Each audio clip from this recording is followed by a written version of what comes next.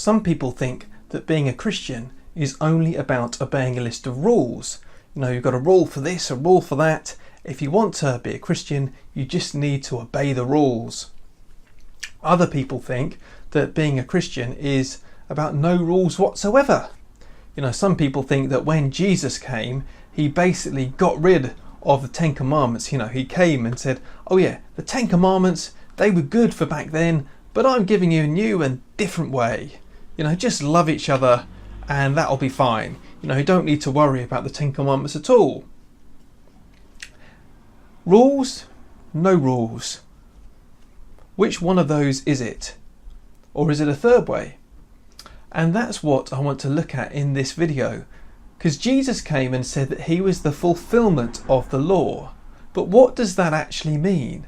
What does it mean for someone to fulfill the law? And what was Jesus claiming to actually do in this? So let's read our passage for today. This is Matthew chapter 5, verses 17 to 20.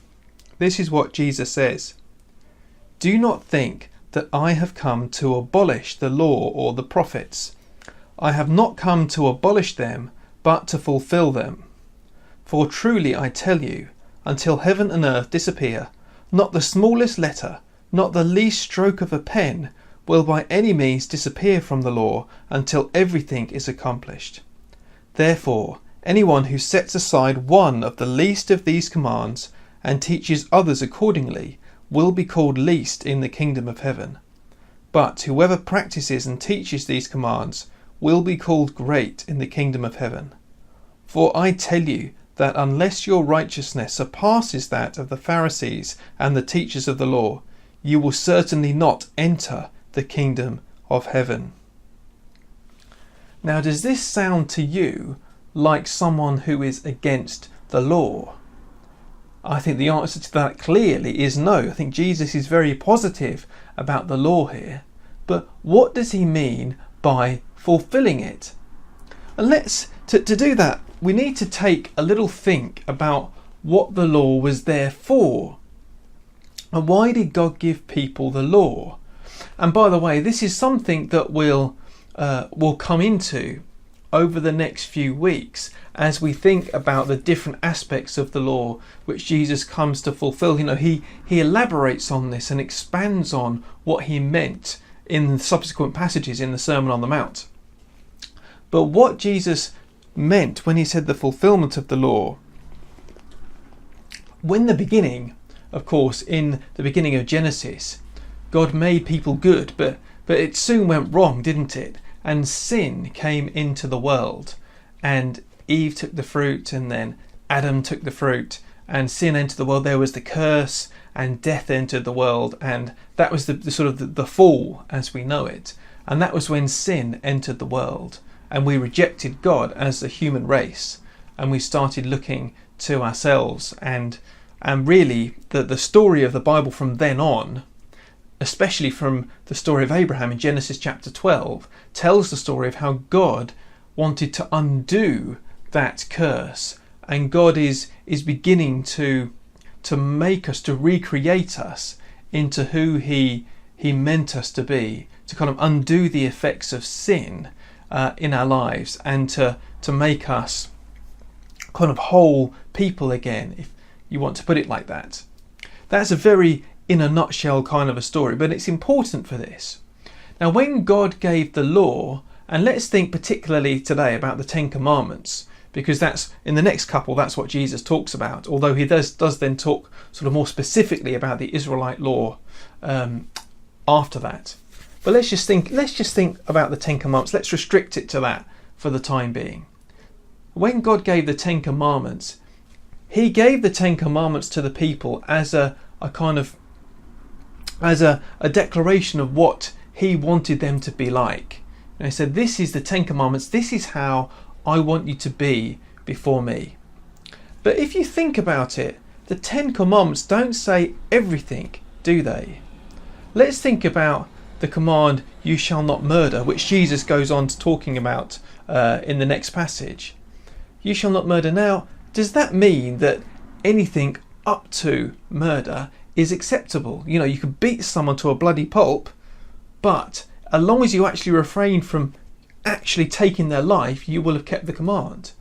I think the answer, if you think about it logically, you think, oh well, hold on a minute, no, that's not right, is it? The command not to murder carries a corresponding obligation, and that's something which we'll look at in the next video.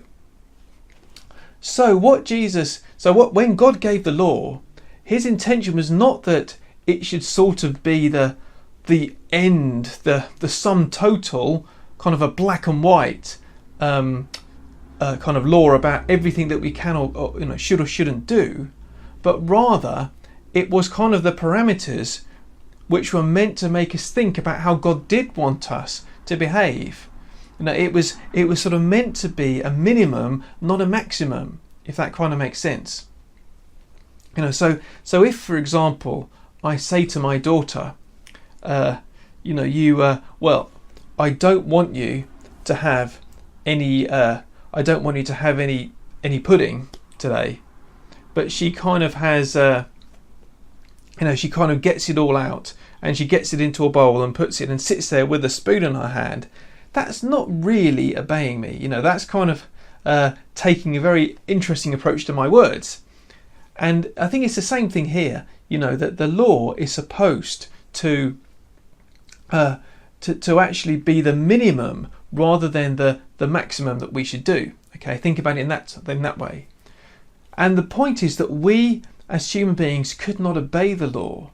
We as human beings could not meet the requirements of the law, because although you and I may be able to not murder someone by not physically killing them, we couldn't actually obey the law by loving them all the time, which is sort of the corresponding part of that law, isn't it?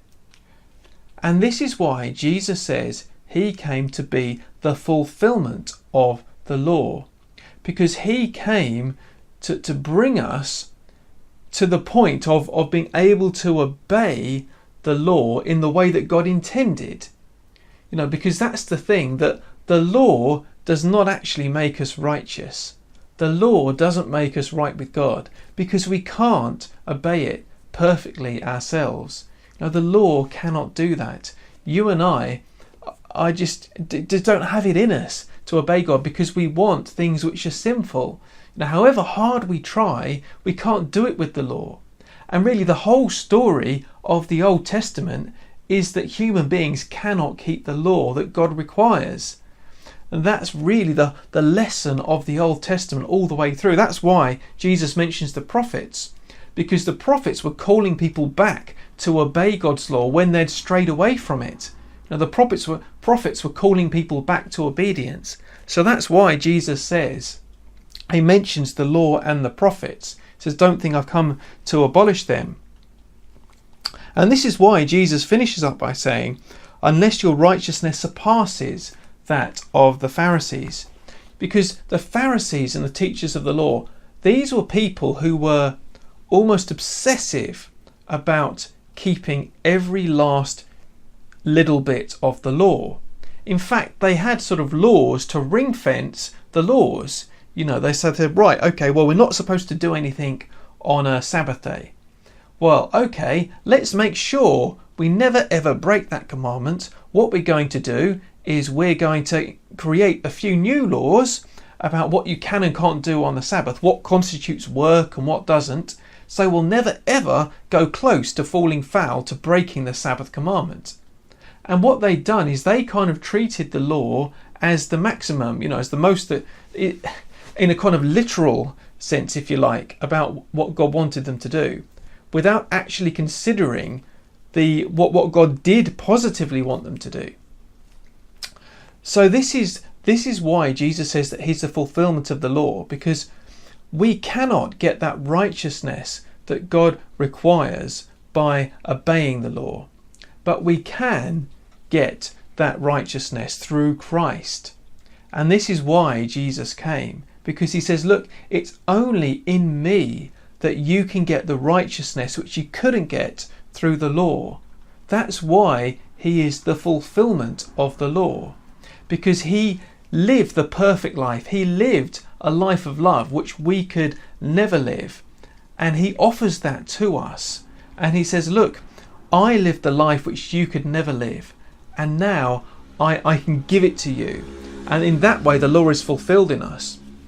And also he forgives our sins. He forgives the times, all the time really, when we don't fulfill the law, when we don't obey all of the 10 commandments in all that they entail. When we don't love God with our heart, soul, mind and strength, and when we don't love our neighbour as ourselves. And Jesus died for forgiving us of our sins. And then he sent his Spirit to us to help us, to transform us, to write the law on our hearts, so that we won't kind of have some sort of external obedience to the law, but will actually come to obey from our hearts, come to love God and love our neighbour from our hearts. So Jesus wasn't anti-law. In fact, what Jesus came to do was to show us that the law was just the minimum that God required. Actually, God needed a much greater change within us. God needed a much greater obedience to the law. Not a lesser obedience to the law, but a greater obedience to the law. And that's what Jesus came to do, to fulfill that within us. It's something which we can't do by ourselves, by obeying the 10 commandments. It's something which only Jesus can do, and only Jesus can do in us. And that is why Jesus is the fulfilment of the law. And that's why he says that not one of these things will disappear from the law, because he says actually that he hasn't come to abolish it. He has come to fulfill it, to make sure that actually every last bit of the law is fulfilled in us. That every last bit of the law is fulfilled in those who believe. And that actually as we come to obey Christ more fully, as we come to see all that he's done for us, it is then that the law begins to be fulfilled in our lives as well, in a way which could never happen before Christ, in a way which could never happen under the Old Testament system. So that's what Jesus means by fulfilling the law. I hope that sort of helped you a bit to understand about the law. I appreciate that this is a complex topic. Over on another of my series, I'm doing a series on the New City Catechism, and I've worked through a bit of talking about the law, done a few videos on that, and I'll put a link up, and you should see a link. You can click on it now, and it will take you over to those videos, and you should be able to watch and see a bit more about the law. But I hope that this has helped you a bit to understand a bit more about what Jesus means when he says, I am the fulfilment of the law. I appreciate that this is a complicated subject. Please do leave a comment below if you would like me to explain it a bit more, or there are particular things which you don't understand. I hope that you've been enjoying this series on the Sermon on the Mount, because I really have. And in the next few videos, we're going to be thinking more specifically about how Jesus applies this teaching about the fulfilment of the law to different laws like murder and adultery and so on. So that's what we're going to be doing over the next few videos. So thank you very much, as always, for watching these videos. I really do appreciate it. Thank you very much, and please do join in with the comments on Facebook and down below and everything. So I hope to see you again for another video very soon. God bless. Hi, thanks for watching my video. If you enjoyed it, please remember to hit the like button below. If you'd like to be notified about new videos, click on the subscribe button. There are lots of similar videos on the rest of my channel, and here are a couple of suggestions for you to watch next.